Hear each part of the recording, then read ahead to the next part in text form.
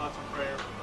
Jerry, just text him, God is in control, and he'll be back with us sooner rather than later. So we're going to miss him for now, but we know that he's going to be fine, and he's going to be back with us. With that, Rafi's fine. He got 4 at-bats yesterday.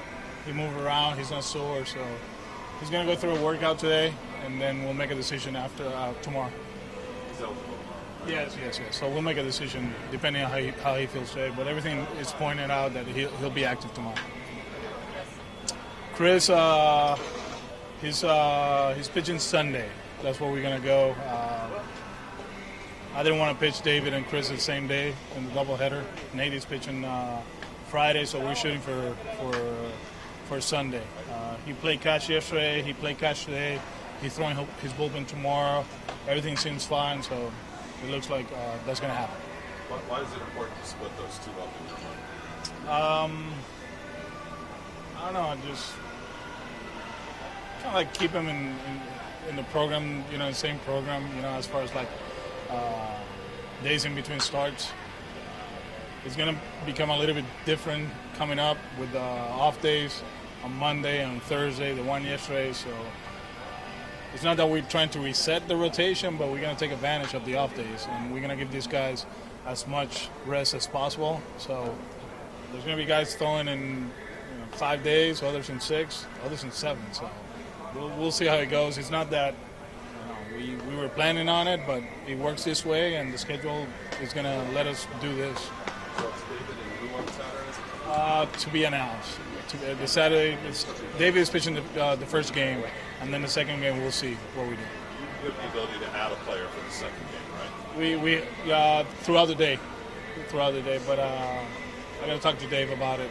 I don't know if the rules are like you can have somebody for the first one, somebody for the second one. So we'll go about that, and we'll make a decision. How do you expect it to be somebody who's on the roster? Yeah. I mean, in this roster? Yeah. Maybe not. Yeah, somebody in the 40-man roster. You mean like the starter that day could be somebody Somebody in the 40-man. What's the next step for Eduardo Rodriguez? Eduardo's throwing live BP on Friday in Baltimore. He had a up and down today. Everything was fine. Ankle was good. He feels great as far as his shoulder and the stuff. So that's the next step. Friday live BP. You get off the mound today? Yeah. Would that, if he gets through the live BP, would you think about a minor league game at that point? We don't know yet. Let's go through Friday and then we go from there. What about Kinsler? He's doing okay. He's in Boston. He and Blake. So most likely they're going to join us in Baltimore both ways. And then in Baltimore we can do more things as far as BP with them and taking ground balls. Here we're trying to avoid that with them. So it seems like he's feeling better. Are either one of those guys more ahead of the other one at this point? No, we don't know yet because they haven't sprint yet. So they've been running like at 60, 65%. So we'll know a little more when we push him as far as running. He actually got on the mound during the weekend. We had a conversation with him on Sunday, and he's feeling a lot better. Actually, he said that he feels a lot better than when he came back the first time. Kind of like knowing what he has to do to avoid lapses like this. He's been doing great in the weight room. He's been keeping his arm in shape.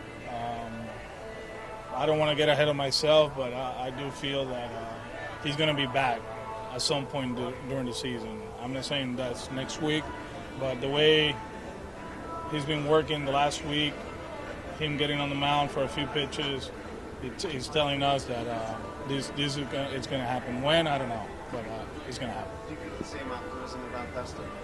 Actually, I had a great conversation with Dustin today. There's a lot of stuff going on as far as his rehab over there. There's like 3 sessions of stuff that he's doing. He feels good about it.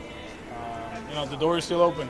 He feels that it might happen. I believe. I know the player, so I know he's going to do everything possible for this to happen. And if he's able to come back, that's a plus for us too. Did you happen to see Bill Belichick's comments about your team? No. He's saying kind of admires how you guys have played and opportunistic and everything like that. And he wishes you guys well. That's cool. Yeah. I need tickets for the Texans Patriots game, by the way. Sounds like for a friend of mine. I think he'll be all right. Yeah, for a friend of mine. So.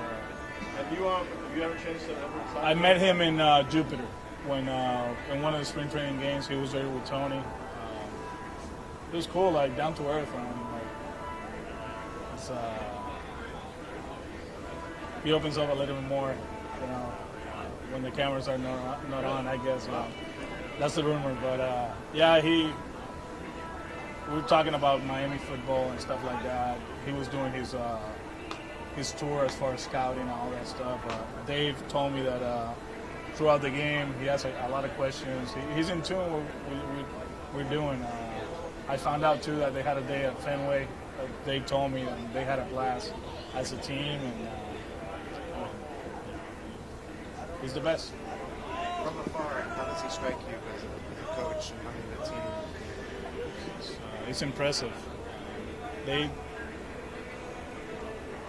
It's not that I follow them as a fan, but I know what they do, and the fact that they let players go and they bring guys that people don't think that can do the job, but they fit the system.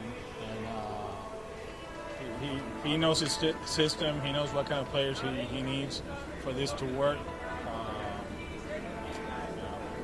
They have one right now, Rios, that went to UM.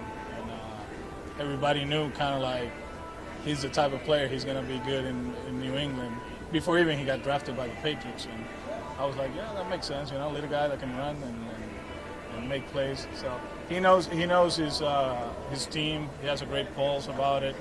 And for what they do on a yearly basis, that's very impressive. To play the big game every year, that's crazy. I can't even imagine. Yeah, he's the best on it. Excellent. He does a good job.